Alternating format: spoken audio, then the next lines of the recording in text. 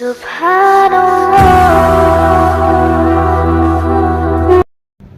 تبارک و تعالیٰ کا احسان ہے کہ اللہ تعالیٰ نے ہم سب کو ایک اہم فریضہ عشاء کی نماز باجماعت پڑھنے کی توفیق عطا فرمائی۔ مزید تھوڑی دیر غور و فکر کرنے کی اور دین کی بات سننے کی توفیق عطا فرمائی، کیونکہ ہر چیز توفیق سے ہی ہوتی، ہر چیز توفیق سے ہی ہوتی۔ اگر توفیق نہ ملتی تو شاید ہم مسجد نہ آتے۔ اللہ کی توفیق ملی تو ہم مسجد آ گئے۔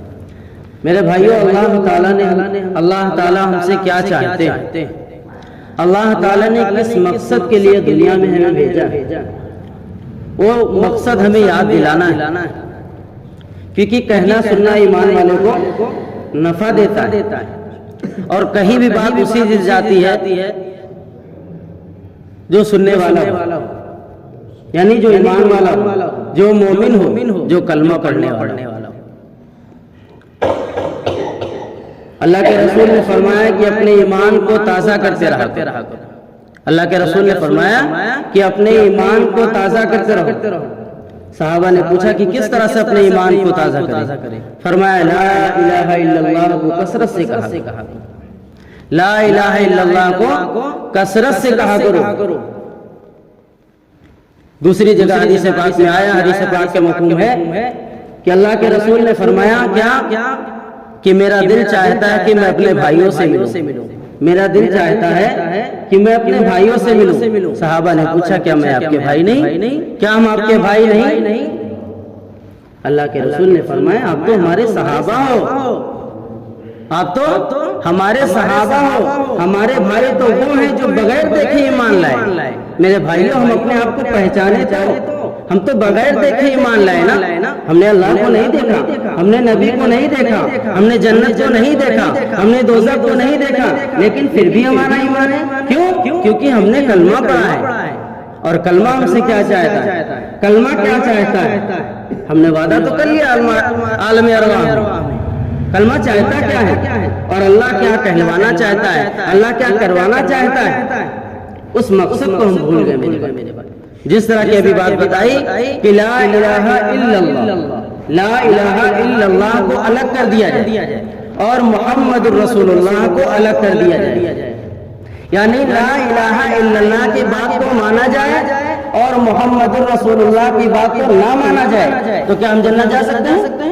نہیں جا سکتے نا، نہیں جا سکتے۔ اگر ہم نے لا الہ الا اللہ کو مانا ہے تو محمد الرسول اللہ کو بھی ماننا پڑے گا۔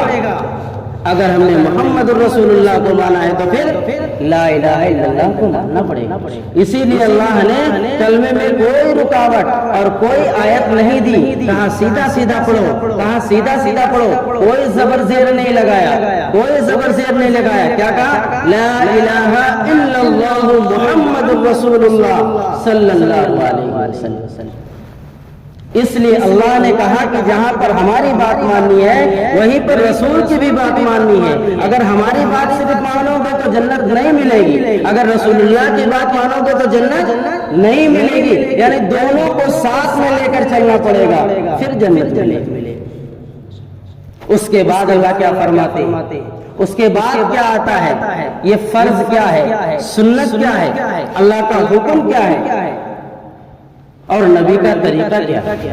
نبی کا طریقہ، اللہ کا حکم، یعنی اللہ نے قرآن پاک میں فرمایا، کیا فرمایا؟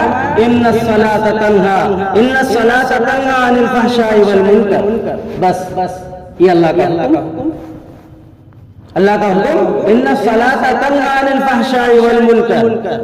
اب ہم کو اللہ کے حکم کو ہم نے سن لیا، اب ہم کو رسول اللہ کی بات کو سننا پڑے گا، کیونکہ رسول اللہ نے اس بات کو بتایا ہے کہ نماز ایسے پڑھنا چاہیے کہ نماز بے حیائی اور برے کاموں سے روکتی ہے، نماز بے حیائی اور برے کاموں سے روکتی ہے۔ اس سے یہ پتہ چلتا ہے جو اللہ کا حکم ہے، جو اللہ کا حکم ہے وہ کیسے پتہ چلے؟ یعنی جو قرآن کے ذریعے سے بات ہمارے تک آئی وہ اللہ کا حکم ہے، اور جو حدیث کے ذریعے سے ہمارے تک بات آئی وہ نبی کا طریقہ ہے۔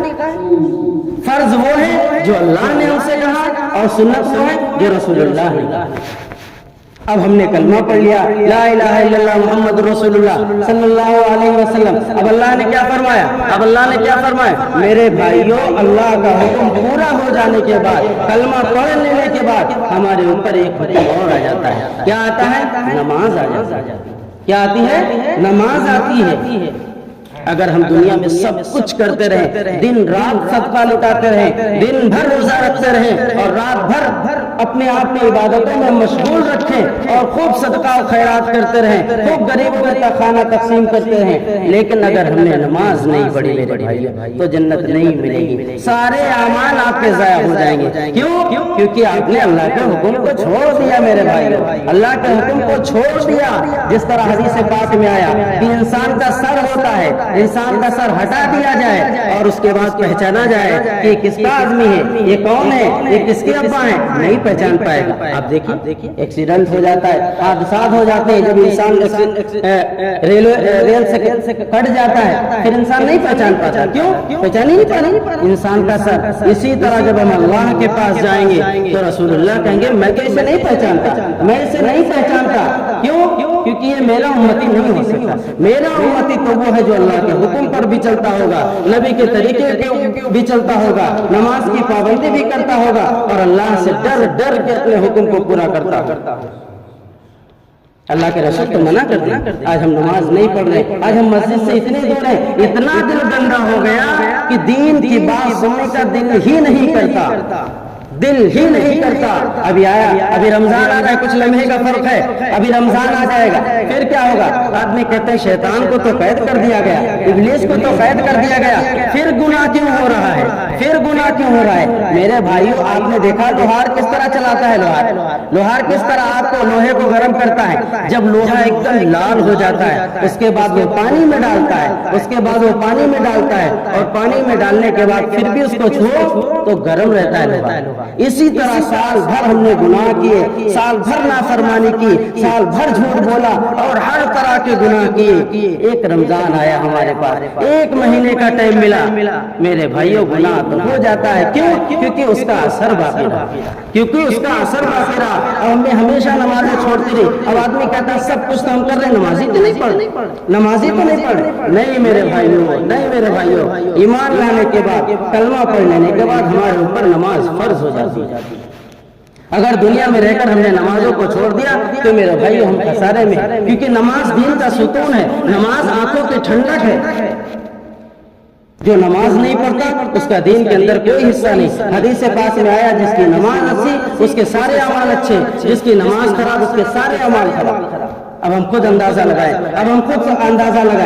کہ نماز کیا اللہ حکم فرما رہا ہے؟ ان الصلاۃ تنہی عن الفحشاء والمنکر. نماز بے حیائی اور برے کاموں سے روکتی ہے. نماز بے حیائی اور برے کاموں سے روک رہی، ہمیں کہاں روک رہی؟ ہم تو نماز بھی پڑھ لیں، جمعہ بھی پڑھ لیں، روزہ بھی رکھ لیں، تہجد بھی پڑھ لیں، دعا بھی مانگ لیں، سب کچھ کر رہے ہیں، پھر بھی نماز بے حیائی اور برے کاموں سے نہیں روک رہی. کیا غلطی ہے؟ کیا دقت ہو رہی ہے؟ کیا پریشانیاں ہیں؟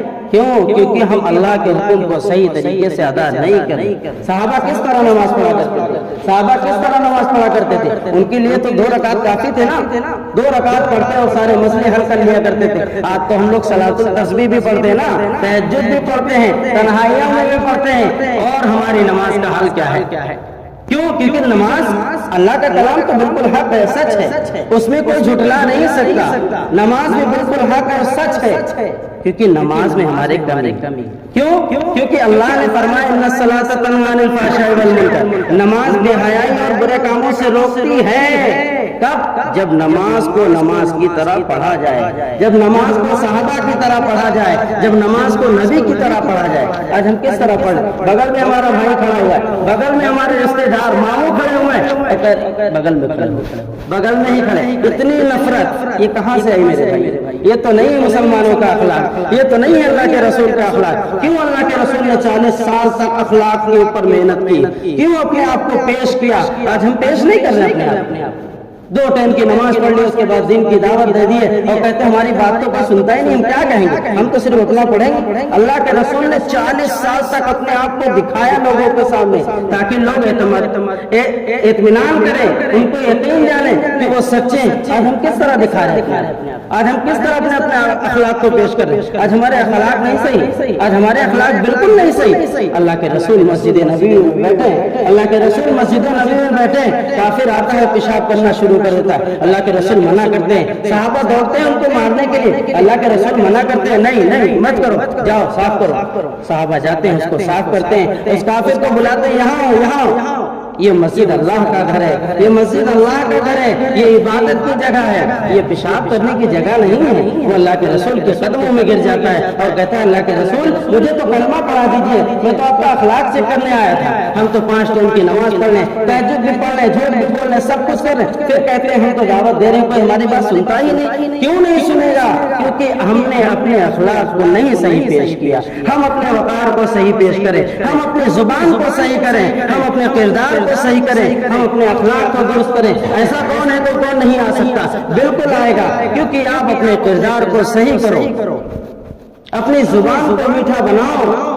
वो कौन से बुजुर्ग थे, वो कौन से बुजुर्ग थे कि अल्लाह से डर डर के काम किया करते थे? वो कौन से अल्लाह के वली थे, वो कौन से सहाबा थे कि अल्लाह से डर डर के काम किया करते थे? आज हम नहीं, आज जिस तरह है उस तरह हम पढ़ के चले गए। मेरे भाइयों, ये सब जिंदगी का धोखा है, एक दिन चले जाना है आंख बंद करके, कोई किसी के साथ नहीं आने वाला, कोई किसी के साथ नहीं जाने वाला। मेरे भाइयों, जब जनाजा चला जाएगा, जब हमारी रूह निकल जाएगी, तो सबसे पहले अगर कोई चीज खत्म होगी तो हमारा नाम खत्म हो जाएगा। लोग कहेंगे मैयत कहाँ हुई है, लोग कहेंगे मैयत कौन है, लोग कहेंगे मैयत कहाँ जाएगी, मैयत का जनाजा कहाँ पढ़ा जाएगा। मेरे भाइयों, जिस तरह हमको नहलाया धुलाया जाएगा और कब्रिस्तान तक लेकर जाया जाएगा, क्या आलम होगा मेरे भाइयों। कोई तो जाएगा नहीं, कोई नमाज भी नहीं पढ़ेगा और कोई कब्रिस्तान तक नहीं जाएगा। मेरे भाइयों, जो हम कहते हैं देखा जाएगा, क्या देखा जाएगा?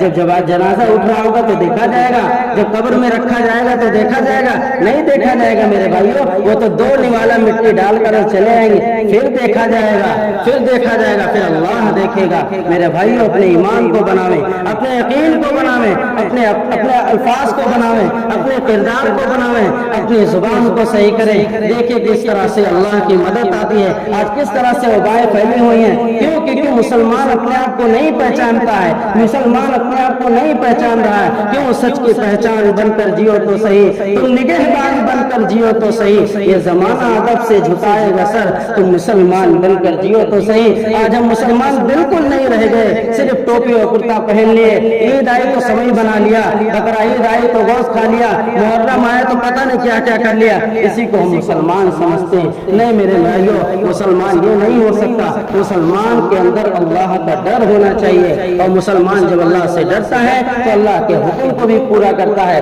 और नबी के तरीके को भी पूरा करता है। अल्लाह के रसूल ने फरमाया, जिसकी जिंदगी में दीन होगा वो दुनिया में भी कामयाब है और आखिरत में भी कामयाब है। जिसकी जिंदगी में दीन नहीं होगा वो दुनिया में भी नाकाम है और आखिरत में भी नाकाम है। इसीलिए कहते हैं कि लोग तफरीह को सहरा में निकल जाते हैं, लोग तफरीह को सहरा में निकल जाते हैं, हम तो सरकार की नातों पे दहल जाते हैं। जाओ जाओ तबलीग में कुछ चिल्ले लगा के देखो, जो भटके हुए इंसान समझ जाते हैं। मेरे भाइयों, अपने ईमान को बनाने के लिए, अपने यकीन को बनाने के लिए, अपनी जबान को सही करने के लिए, अपने अखलाक को पेश करने के लिए कोई टाइम नहीं मिलेगा, कोई टाइम नहीं मिलेगा।